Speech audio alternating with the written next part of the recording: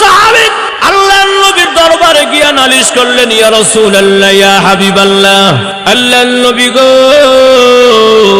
একজন সাহাবীর খেজুর গাছ আমার বাড়ির উপর দিয়া পড়ে আছে, আমি তার জন্য আমার বাড়িটা করতে পারতাছি না, ওয়াল সোজা করতে পারি না, খেজুর গাছের জন্য কাটতেও পারি না, অসুবিধা হয়। আগে নবীজি, এই খেজুর গাছ থেকে যখন পাকনা পাকনা খেজুর পরে নিচে জোরে পড়ে যায়, এই খেজুরগুলো আমার সন্তানরা খায়, খেয়ে ফেললে এই লোকটা এসে আমার সন্তানগুলোকে মারধর করে, এমনকি যেই খেজুরগুলো আইসা মুখের মধ্যে পায় আঙ্গুল দিয়া কুসায়া খেজুরগুলো বের করে নিয়ে যায়।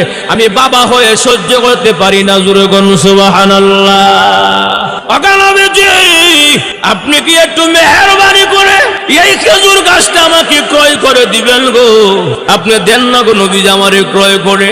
বাবা হইয়া সন্তানের এমন দৃশ্য দেখে আমি সহ্য করতে পারবো না গো। আল্লাহর রাসূল বললেন, আচ্ছা তুমি বসো।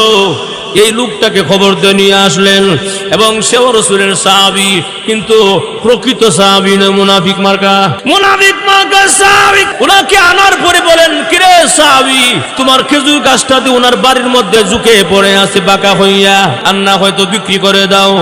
না, আমার খেজুর গাছ আমি বিক্রি করবো না, আমার বাচ্চারাও খেজুর খেতে পছন্দ করে। বাহানা দিয়া আল্লাহ নবীর দরবার থেকে পিছন দিক দিয়া চলে গেল। রাসূলের কথা কি মূল্যায়ন করে নাই? ভাইয়ার আমার শেষ পর্যন্ত যখন নাকি এই কথা বলে চলে যায়, এমনি আল্লাহ রাসূলের আরেকজন সাহাবী পাশে ছিল, তার নাম আবু দাহদা রাদিয়াল্লাহু তাআলা আনহু। উনি দৌড়ায়া ওই সাহাবী পিছন ধরলেন, গিয়া বলেন, ও খেজুর গাছের মালিক, তোমার খেজুর গাছ আমার কাছে বিক্রি করবানি? না, যদি আমি একটা শর্ত দিই মানবা কিনা বলো?